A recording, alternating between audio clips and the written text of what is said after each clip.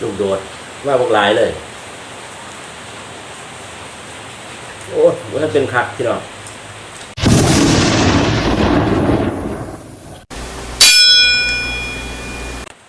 สวัสดีครับ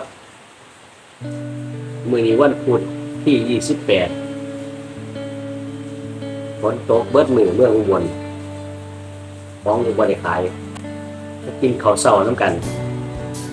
ไปซื้อสมงัวมาบางทีเบียดเบิด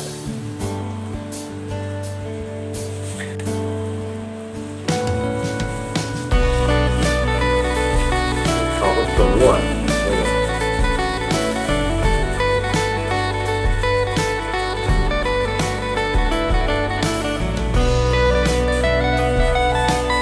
ขายของตรงนี้20 บาท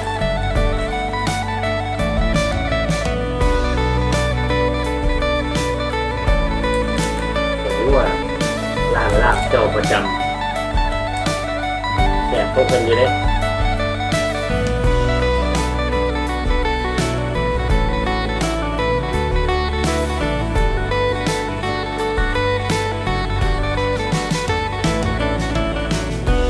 ว้าว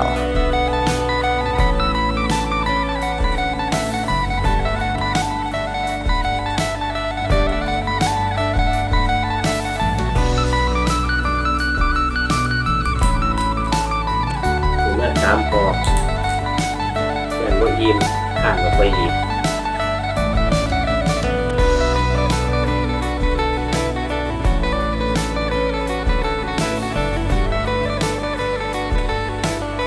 เด้อพี่น้องเด้อก็สอนกัน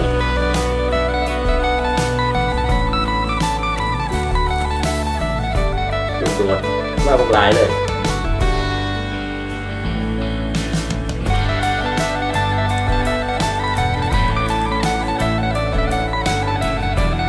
มาก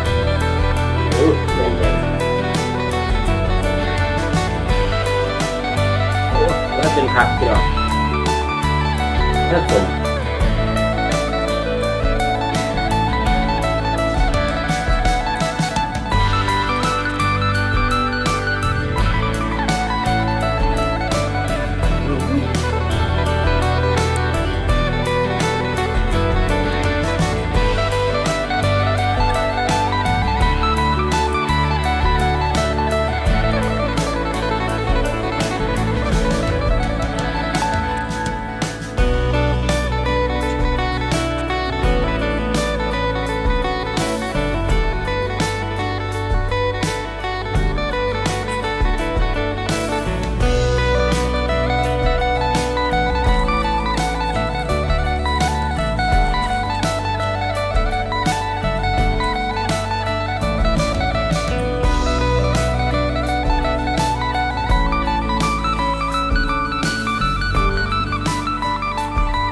แจกของเราอยู่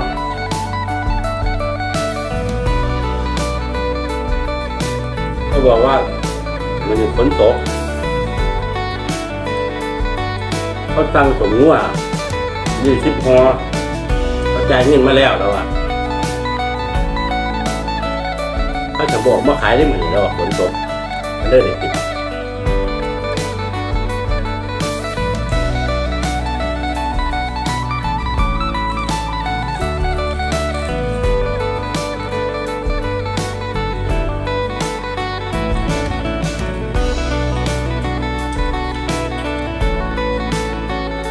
ว้าว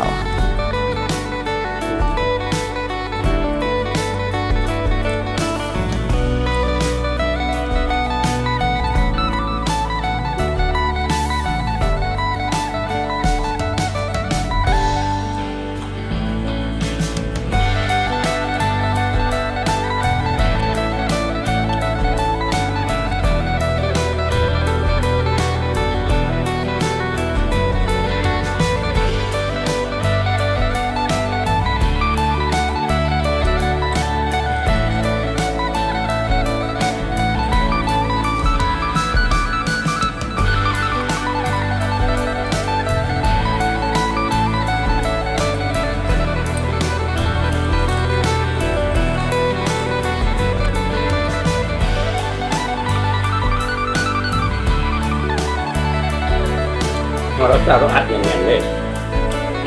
ปกติเคยสั่งสมตอนนั้นเรา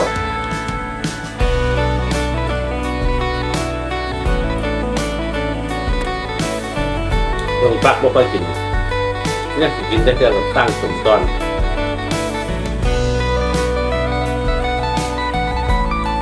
เป็นอย่างนี้ตอนนี้ก็เคยตีแล้วไล่ด้วยปากด้วยบ่ค่อยมากก็ค่อยนำมากแน่นี่ก็จับกระดูกหมูตั้งเพิ่ม20 บาทกระดูกหมูเพิ่ม20 บาทจะแหน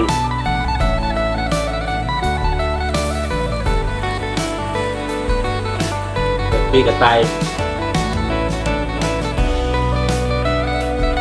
เพราะว่าถ้ากินกลางเว้นแล้วเพราะว่าเงินขึ้นก็ได้กินมูหาบ่ได้มูหาได้แล้ว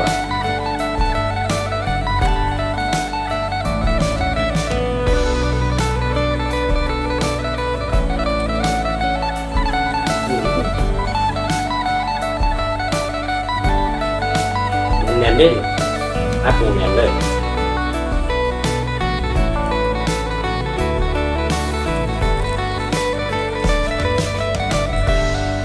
เราพอต้มยิ้มเลย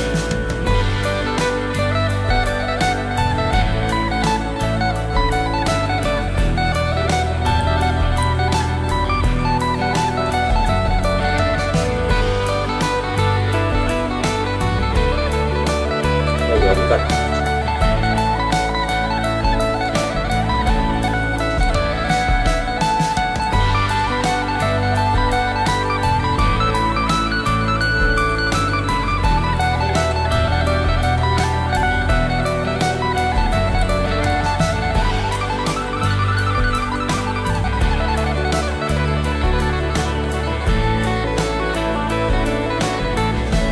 คือผมเรียกว่าบอลจุกแล้วอ่ะคนโตไม่คนมาซื้อแล้วตับเรืออะไร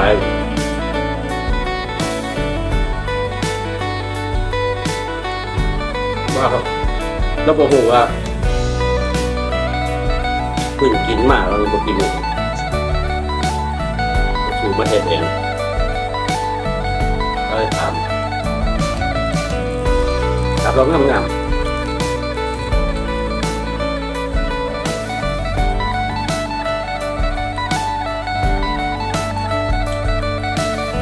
โอ้โหแล้วถือมันจะโลกก็ให้ตับลงไหล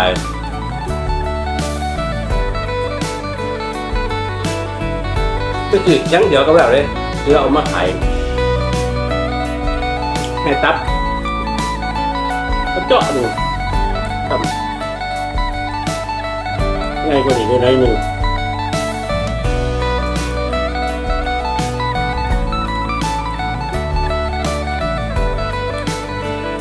เป็นคลิปยูทูบ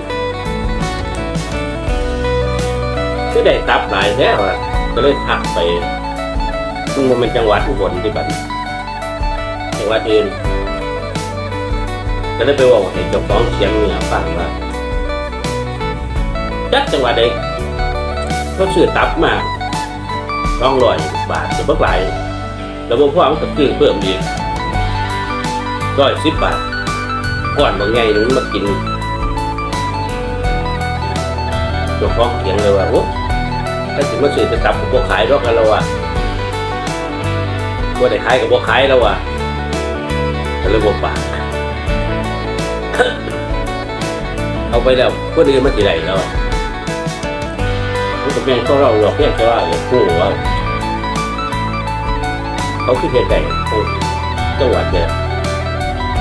อาจจะตับบ้านเฮาบ่ได้เลยทีมล่ะรู้เบิดหรอกเขาคิดแกงทำทุกอย่างนี่มันจะทำได้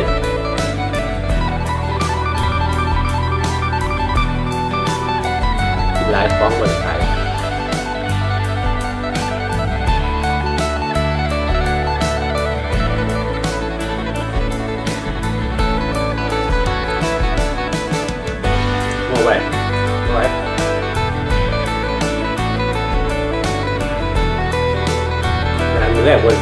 แรงว่านบนคือแรงเลยกินเบียร์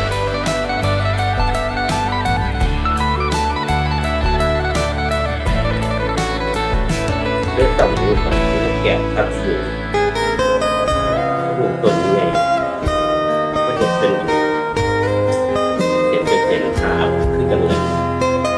เห็นประจำสัมผัสเลยเคยเห็นถึงเป็นยังไงโอเคเท่านี้แหละครับอิ่มละ